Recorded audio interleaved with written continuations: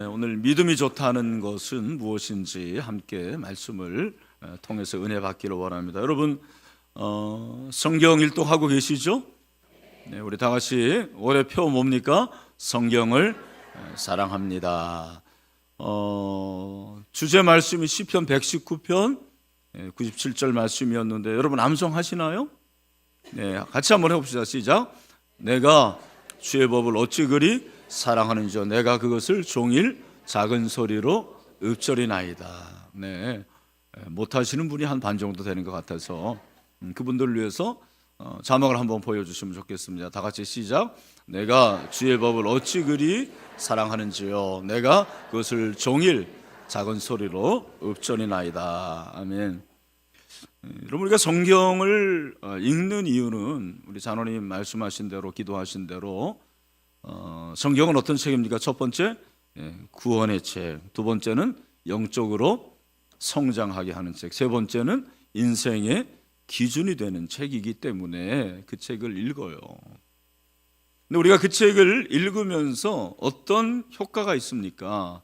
우리가 성경을 읽으면 믿음이 자라는 줄로 믿습니다. 좋은 믿음이 되는 거예요. 여러분, 믿음이 좋으세요? 믿음이 나쁘세요? 뭡니까? 믿음이 좋은 것의 기준이 무엇입니까 도대체? 여러분, 우리가 성경을 읽는데 이 성경의 시작이 창세기고, 창세기는 태초에 하나님이 천지를 창조하시니라라는 말씀으로 시작이 됩니다. 히브리어로 베레시트라고 하는데 태초의 시작이죠. 그러니까 여러분, 창세기는 우주의 시작이고 또 인류의 시작을 기록했어요. 뿐만 아니라 이스라엘의 시작을 기록했습니다. 12장부터 이스라엘이 등장을 하게 됩니다. 그 이스라엘의 조상이라고 할 수 있는 사람이 누굽니까? 바로 아브라함. 오늘은 사실은 아직은 변하지 않아서 아브람이에요. 이 아브라는 것은 아버지라는 히브리어고 람이라는 것은 높이다. 그래서 높은 아버지예요, 아브람은. 나중에 그 아브람이 뭐가 됐죠? 아브라함. 아브라함은 아부는 아버지고 라함이라는 것은 많은 민족, 많은 무리. 그래서 높으신 아버지가 나중에 뭐가 된 거예요? 많은 민족의 아버지가 되었어요. 하나님께서 약속하신 그대로 아브라함이 되었습니다. 여러분, 아브라함이 하나님의 말씀을 듣습니다. 하나님이 그를 찾아오시죠. 창세기 12장 1절에 나와 있습니다. 여호와께서 아브라함에게 이르시되 너는 너의 고향과 친척과 아버지의 집을 떠나라. 그래서 내가 내게 보여줄 땅으로 가라. 그렇게 말씀을 하십니다. 뭐를 떠나라 그럽니까? 네가 너의 고향을 떠나고 아버지의 집을 떠나라. 그렇게 말씀을 하십니다. 그리고 무엇보다도 집을 떠나라 얘기를 하시죠. 그 말씀에 따라서 그가 가는데 목적지가 정해져 있어요. 그러나 알아요, 몰라요? 모릅니다. 모르는데 가고 있는 거예요. 하나님의 지시를 받아서 하나님이 인도하시는 대로 길을 떠났습니다. 그때 나이가 몇 살이라고요? 75살. 75살에 고향 땅을 떠나는 거예요. 보통 일이 아닙니다. 믿음의 길이죠. 믿음의 행보입니다. 결단을 한 거예요. 지난주 금요일 정교인 특별 금요 기도회 때 제가 12장 1절부터 9절에 본문을 가지고 설교를 했어요. 혹시 참고를 하시는 분들은 보시면 되겠습니다. 그런데 그가 가나안 땅에 도착했을 때 그 가나안이라는 곳은 정말 열악한 곳이었습니다. 그가 도착했을 때 그를 환영해 주는 사람도 없었고 또 그를 도와주는 사람도 없었습니다. 그는 완전 이방인과 같았습니다. 그러나 그는 그곳에서 예배하죠. 하나님께 예배하고 점점 남방으로 갑니다. 9절에 보니까 점점 남방으로 옮겨갔더라 그렇게 말씀을 하고 있고, 그런데 그 가나안 땅에서 갑자기 복병을 만났습니다. 위기를 만났습니다. 그게 뭐예요? 기근을 만난 것입니다. 10절 그 땅에 기근이 들었으므로, 그리고 하반절에 보니까 그 땅에 기근이 심했다 말씀하고 있습니다. 여러분, 기근은 흉년이잖아요. 흉년이 엄청나게 들었습니다. 보통 흉년이 아니고 정말 심각한 흉년이 들었습니다. 여러분, 우리가 인생을 살면서 이런 기근을 만날 수가 있죠. 인생의 기근이라는 것은 단지 흉년만 말하는 것이 아니죠. 인생의 기근에는 가정의 기근이 있죠. 가정의 기근, 부부가 그렇게 갈등하고 이혼 직전에 있는 사람들 인생의 기근일 것입니다. 시부모의 문제 얼마나 심각한 문제입니까? 요즘은 보니까 형제끼리 그렇게 싸우는 집안들이 많아요. 얼굴도 안 보는 사람들도 많더라고요. 여러분 가운데 그런 분들이 있으면 회개하셔야 돼요. 그리고 여러분이 먼저 화해를 청하시길 바랍니다. 여러분, 우리 자녀의 기근이 있을 수가 있습니다. 자녀가 가출을 하고 자녀가 예수 믿지 않는 그런 경우도 있어요. 그리고 여러분, 직업의 기근이 있을 수 있죠. 생업의 기근, 부도 직전이고 직장에서 쫓겨나고 해고되는 경우 있지 않습니까? 여러분, 태회 문제로 인해서 기근이 있을 수가 있죠. 10년이 됐는데도, 결혼 10년 됐는데 불임인 경우 여러분 기근이라고 볼 수가 있습니다. 제가 생각해 보니까 인생은 사실 기근의 연속이에요. 여러분, 아브라함도 가나안 땅에 도착했는데, 약속의 땅이었는데, 하나님의 인도를 받았는데 그 땅에서 기근을 만나게 됩니다. 참 이상하지 않습니까? 아니, 믿음의 길을 갔는데 왜 기근을 만납니까? 하나님의 말씀대로 순종했는데 왜 기근을 만납니까? 아마 그런 질문을 해볼 수가 있겠죠. 특별히 여기 새가족들 지난 사임축제 이후에 7주의 동행 31명이나 했고, 또 7주의 동행을 하지 못했지만 지속적으로 나오는 새가족들도 예수 믿은 지 1, 2년 된 분들이 있을 거예요. 그런 분들은 목사님, 제가 예수 잘 믿어보려고 그러는데 왜 그렇게 이렇게 어려움이 많이 생기는지 모르겠습니다라고 하소연을 하는 분들이 분명히 있을 것입니다. 제가 말씀을 드립니다. 여러분, 믿음의 길을 가기 때문에 기근을 만나는 건 아니에요. 여러분의 생각을 바꿔야 돼요. 우리가 인생을 살기 때문에 기근이 생기는 거지, 믿음의 길을 가기 때문에 기근이 생긴다고 생각하지는 않아요. 중요한 것은 내가 믿음을 가졌다라는 것은 인생에서 기근을 만났을 때 그 기근을 내가 어떻게 해결하냐가 달라지는 거예요. 지금까지는 인생의 기근을 만났을 때 그냥 원망하고 불평하고 한탄하고 남을 욕하고 그런 삶을 살았다면, 이제는 인생의 기근을 만났을 때 세상의 방식이 아닌 하나님의 방식으로 해결할 수 있는 그런 변화가 여러분에게 생긴 줄로 믿습니다. 그러니까 여러분, 좋은 믿음을 어떻게 알 수 있는가? 내가 믿음이 좋은지 나쁜지 어떻게 알아요? 기근을 만나보면 알아요. 인생의 기근을 만났을 때 그분이 어떻게 그 문제를 해결하냐라는 것을 보면은 그 사람의 믿음의 좋고 나쁨을 알 수가 있습니다. 저도 목회하면서 성도들을 참 많이 대하게 되는데, 성도들 중에서 참 믿음이 좋은 분들 봐요. 아내가 중병에 걸리고 자녀가 암에 걸리고 했는데 저한테, 목사님, 우리 가정을 사랑하시는 것 같아요.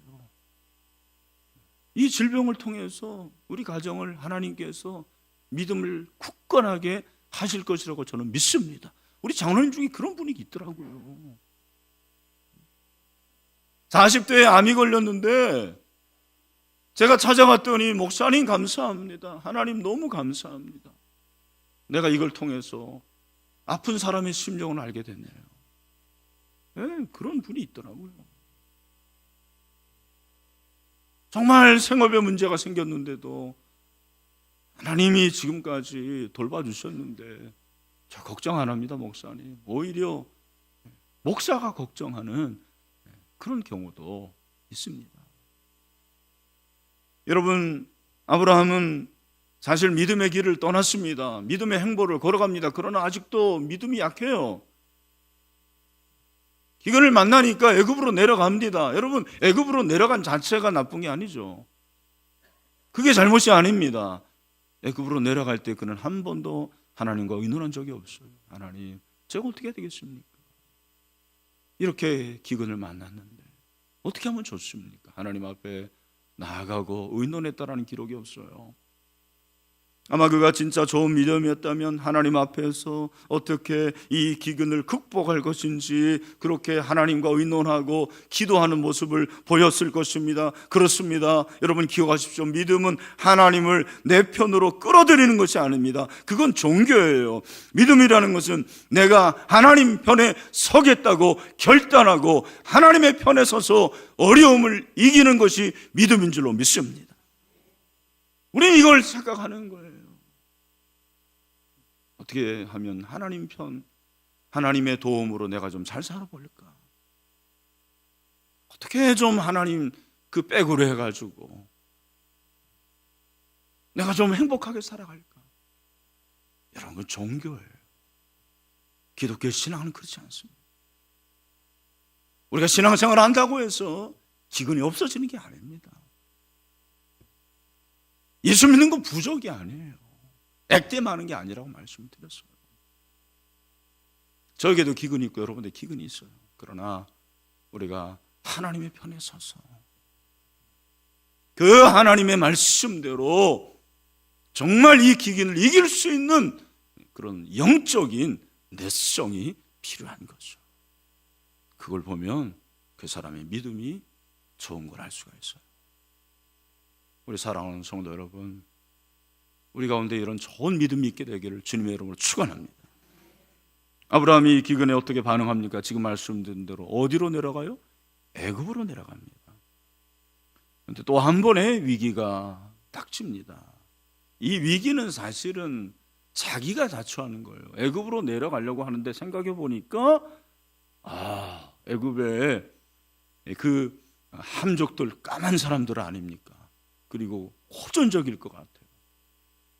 보니까 자기 아내가 눈에 들어오는데 너무 이쁜 거예요.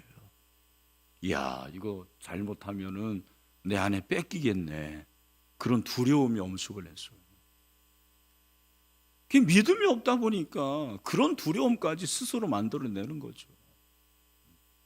그게 어떻게 합니까? 아내와 상의를 합니다. 의논을 해요. 여보, 우리 애굽에 가서는 당신하고 나하고 오누이야, 알았지? 여보, 그런 말하면 큰일 나. 오빠라고 불러봐, 한번 오빠. 그렇게 하는 거예요. 그래가지고는 누이라고 속이자고 하는 거예요. 여러분, 근데 참 이게 아이러니한 사실인데 우리가 불신앙의 생각하고 불신앙의 말을 하면 그대로 돼요, 안 돼요? 그대로 됩니다. 신기하게. 아브라함이 이렇게 불신앙의 마음을 가지고 이게 거짓말이잖아요. 거짓말을 하기로 결심을 하니까요. 막상 내려가 보니까 어떤 일이 일어납니까? 오늘 본문 보세요. 14절 우리 같이 한번 읽어볼까요? 14절 15절 시작.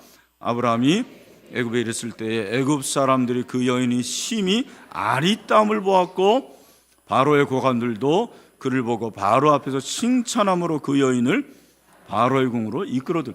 사실 여러분, 내가 이제 사례는 못 봤어요. 솔직히 여러분도 못 봤잖아요. 그런데 이때 사례의 나이가 몇 살 정도 될까요? 그러니까 아브라함이 몇 살 때 나왔다고요? 75살이고 75이고 몇 살 차이예요? 10살 차이예요. 그러면 몇 살? 65세. 여러분, 여기 65세 아름답다고 생각하십니까? 죄송합니다. 그런 분이 있으면은 127세에 죽었으니까 중년 정도 되는 거예요. 우리가 지금 100세라고 하면 여기 한 50대 되는 분들 물론 아름답습니다, 여러분. 또 가봤더니 또 목사님이 또 나를 밉다고 그러는데 그러지 않고 여러분 67세, 65세 됐는데 아름다울 게 뭐가 있어요? 근데 신기한 거예요. 아름다워 보였다고 그랬어요. 그러나 아마도 제 생각에는 피부 색깔이 일조하지 않았나. 애굽 사람들은 제가 말씀드린 대로 함족은 흑인이에요. 셈족이잖아요. 지금 유대인은 셈족이에요. 그 유대인들, 지금도 이스라엘 여인들 중에서 아주 아름다운 여인들이 나와요. 그러니까 그렇게 아주 서구적으로 생기고, 그런데다가 피부가 검은 거에 비해서는 훨씬 하얗죠. 거기다가 또 아기를 안 낳았어. 몸매가 흐트러지지가 않았어요. 그러니까 그들이 볼 때는 와, 이거 절세 미인이 왔네. 그래서 그게 바로의 귀에까지 들렸어요. 그 궁정이 난리가 났어요. 그때 바로가 사례를 불러들인 거죠. 근데 여러분, 약속을 했어요. 어떤 약속을 했어요? 너하고 나하고 이제는 오누이다. 오빠. 오빠라고 그러니까 잘 됐다. 네 동생 나한테 줘라 해가지고는 어떻게 된 거예요? 아내가 된 거예요. 큰일 났습니다. 여러분, 아브라함의 마음이 굉장히 편했겠죠. 아이고 잘 됐다 이제. 그런데다가 오늘 본문에 보면 지창금을 주는데 그 지창금이 엄청난 후대예요. 16절, 이에 바로가 그로 말미암아 아브라함을 후대함으로 아브라함이 양, 소, 노비, 암수, 나귀, 낙타까지. 여러분, 이 캐러밴이잖아요, 그죠? 사막에서 최고의 차가 뭐예요? 낙타. 오늘날로 말하면 벤츠를 받은 거예요.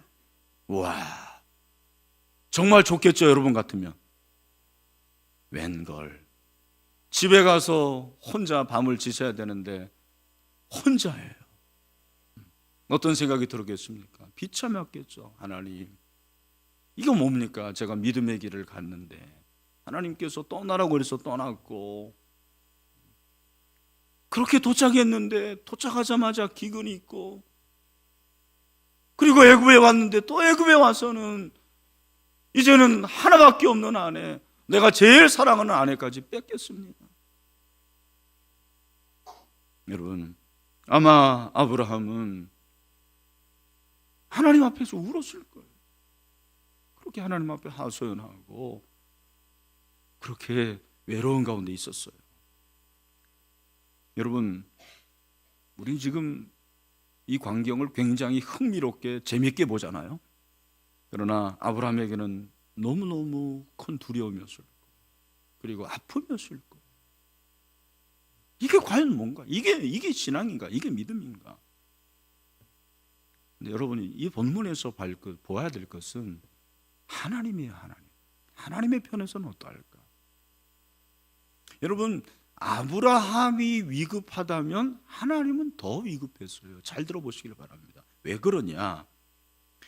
하나님께서 아브라함을 부르실 때 네가 네 고향 친척 아비집을 떠나라 그래서 떠났는데, 떠난 것만 말씀하시는 것이 아니고 네가 그렇게 떠나면 내가 너에게 뭘 주겠다? 복을 주겠다, 그렇게 말씀하셨어요. 그죠? 창세기 12장 2절 3절 말씀 여러분 한번 같이 보시죠. 뭐라고 그랬습니까? 내가 너로 큰 민족을 이루고 내게 복을 주어 내 이름을 창대하게 하니 너는 복이 될지라. 네가 뭐가 된다고요? 복이 된다. 그러니까 여러분, 그가 믿음으로 순종했으니까 아브라함은 복을 받았어요, 안 받았어요? 받았어요. 그는 복이 된 거예요. 복이 된 그가 복이 되었어요. 그래서 3절에 보니까 땅의 모든 족속이 너로 말미암아 복을 받을 것이다. 그래서 아브라함이 민족과 열방의 아버지가 돼야 되는 거예요. 그렇다면 첫 번째 씨가 필요한데, 그 씨는 하나님의 계획에 의하면 누구의 몸에서 태어나야 되는 거예요? 사라의 몸. 누구를 통해서 태어나야 됩니까? 아브라함을 통해서 태어나야 돼요. 쉽게 말해서 아브라함과 사라의 관계에서 태어난 아들이 민족의 씨가 되고, 그리고 인류의 씨가 돼야 됩니다. 그것이 하나님의 청사진이고 하나님의 계획이고 하나님의 아이디어였습니다. 이게 바로 하나님 나라거든요, 사실. 이것이 하나님의 약속이었습니다. 하지만 지금 사레가 누구의 아내가 된 거예요? 바로의 아내. 바로는 애굽 왕입니다. 그렇다면 만약에 두 사람과의 관계에서 아들이 태어나면 그게 문제 아닙니까? 하나님 나라가 심히 위협되고 있어요. 하나님의 약속이 지금 위험 가운데 있습니다. 우리 이걸 잘 못 보잖아요.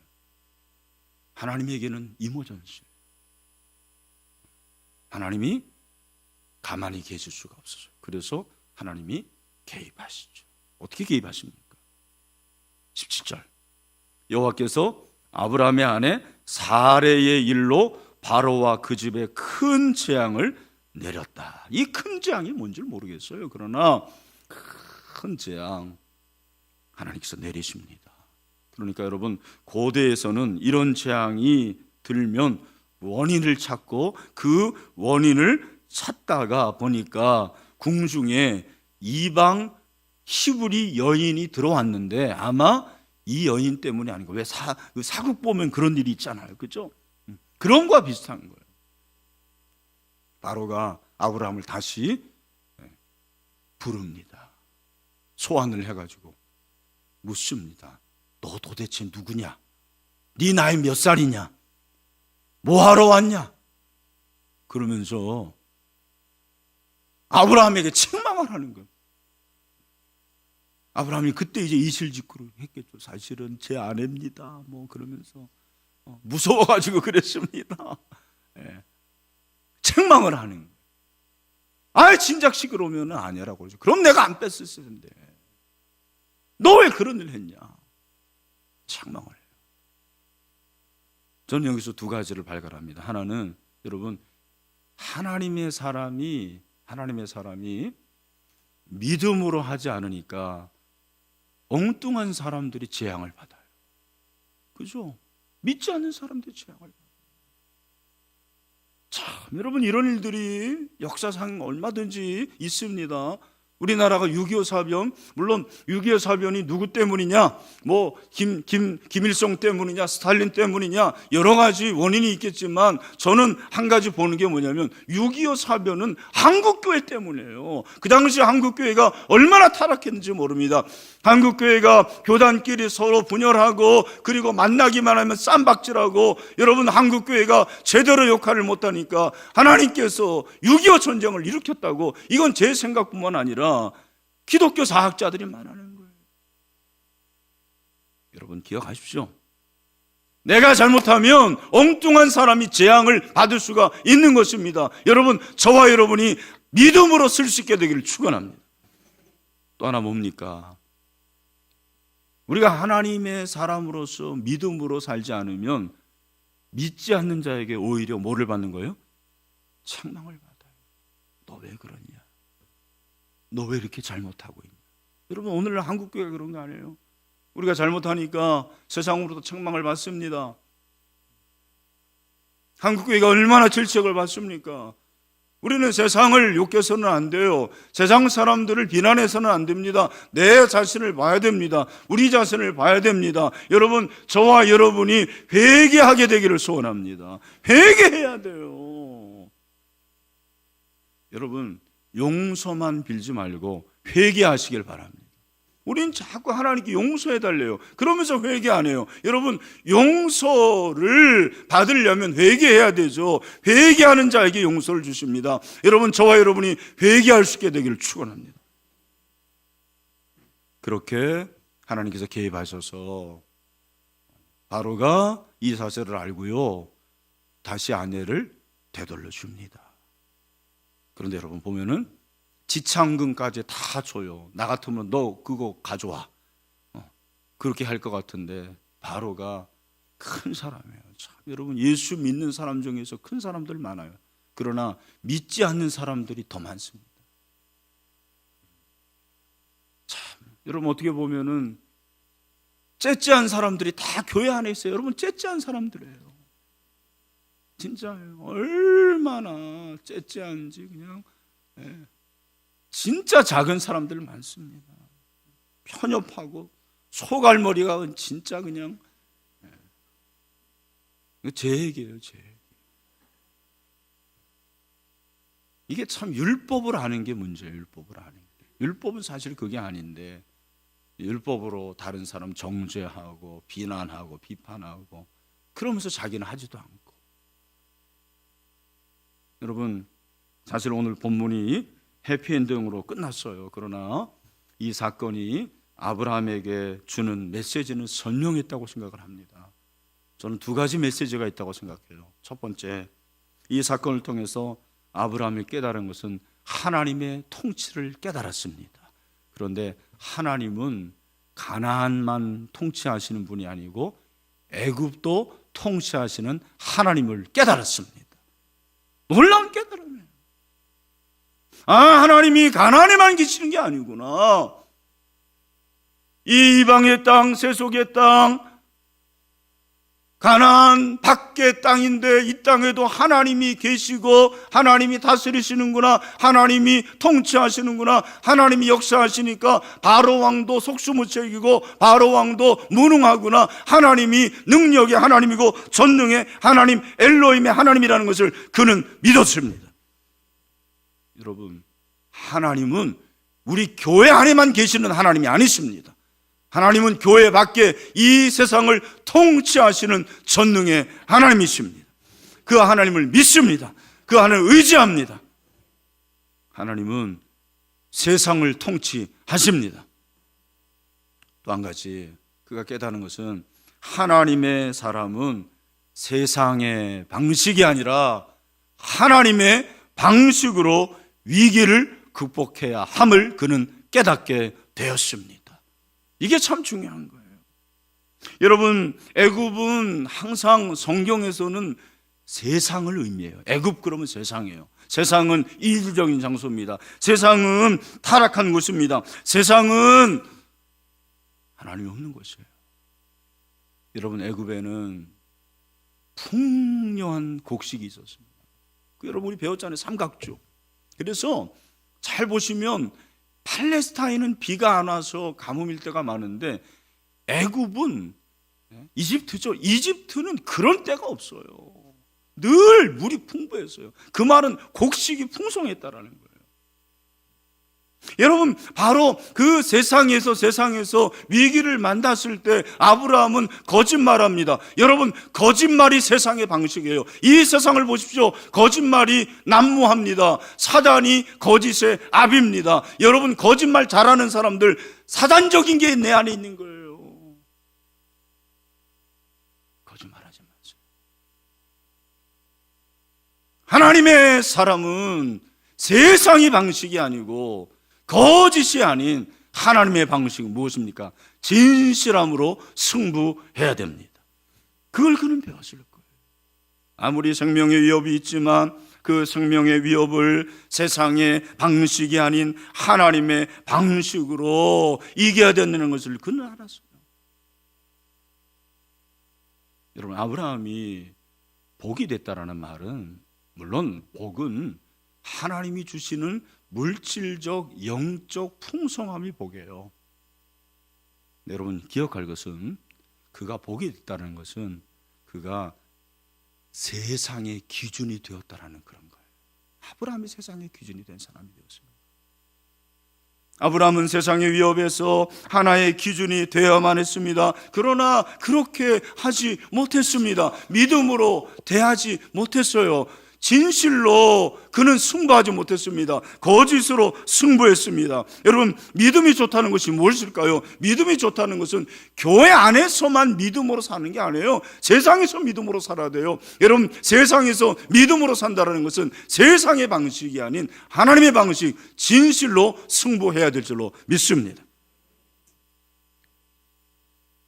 우리는 어쩔 수 없이 믿음이 좋은 것을 교회 안에서로 제안을 하는 거예요. 그러니까 믿음이 좋다라는 것은 막 한 번 기도하면 쫙쫙 하면서 막 그냥 방언으로도 하고 크게 기도하고, 믿음이 좋다라는 것은 주일 예배 한 번도 안 빠지고, 믿음이 좋다라는 것은 전도도 1년에 몇 사람씩 하고, 믿음이 좋다라는 것은 11조하고 헌금도 엄청 드리고, 그런 걸 믿음의 조건으로 생각을 합니다. 물론 맞아요.